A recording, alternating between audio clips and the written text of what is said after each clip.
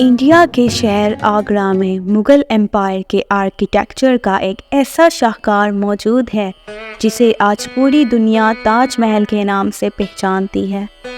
42 ایکڑ پر پھیلا دور سے چمکتا ہوا یہ مقبرہ جہاں اپنے اندر خوبصورتی کے باغیچے سجائے ہوئے ہے، وہیں اس کے اوپر غم اور اداسی کے بادل ابھی بھی منڈلا رہے ہیں۔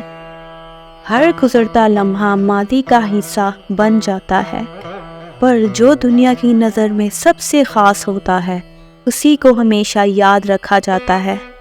تاج محل بھی مغل امپائر کی بنائی گئی ایسی خاص اور سب سے ممتاز عمارت ہے جو ورلڈ ٹورزم کے لیے ایک مائل سٹون سٹرکچر ہے۔ یہی وجہ ہے کہ یونیسکو نے 1982 میں اسے ورلڈ ہیریٹیج سائٹ ڈکلیئر کیا تھا۔ تو چلیے آج ماضی کے صفحے پلٹتے ہیں اور آپ کو آج سے ٹھیک 392 سال پیچھے لے چلتے ہیں۔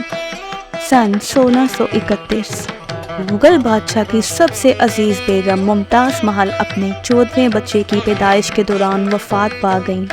بادشاہ شاہ جہاں اس وقت بہت غم کی حالت میں یہ فیصلہ لیتے ہیں کہ وہ اپنی عزیز بیگم کی یاد میں ایک شاندار عمارت بنوائیں گے، ایک ایسی عمارت جو دنیا میں جنت کے برابر ہوگی۔ نہ صرف یہ اپنی بیگم کے لیے بادشاہ کا اظہار عشق ہوگا بلکہ یہ مغل سلطنت کی طاقت کو ہمیشہ کے لیے بلند کر دے گی، جس کی مثال پوری دنیا دے گی۔ قریب 7 مہینے بعد تاج محل کو بنانے کا خاکہ تیار ہوتا ہے۔ شاہجہاں کی شاہی سوچ کو حقیقت میں تبدیل کرنے کے لیے بہت سے رویل آرکیٹیکٹس کو کام پر لگایا جاتا ہے۔ یہ بھی طے ہوا کہ ممتاز کا مقبرہ آگرہ اتر پردیش میں بنایا جائے گا۔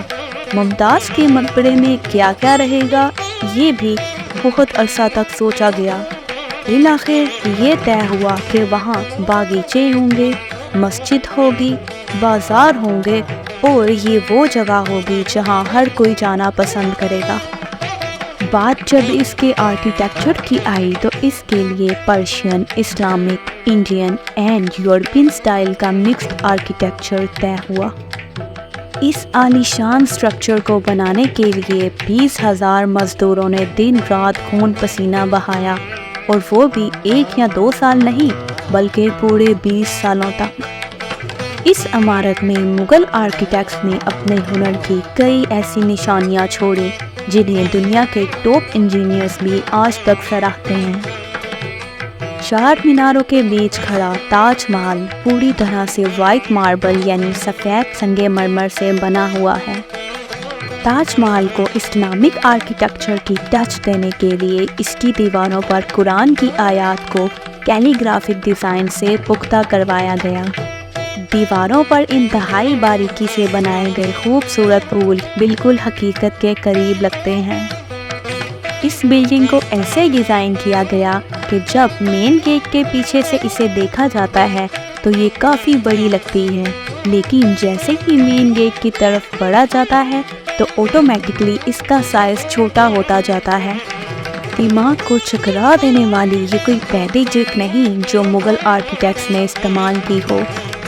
محل کے گرد چاروں میناروں کو سیدھا کھڑا نہیں کیا گیا بلکہ یہ مینار باہر کی طرف تھوڑا جھکے ہوئے ہیں، کیونکہ اگر ان کو سیدھا کھڑا کیا جاتا تو دور سے دیکھنے پر یہ اندر کی طرف جھکے ہوئے لگتے۔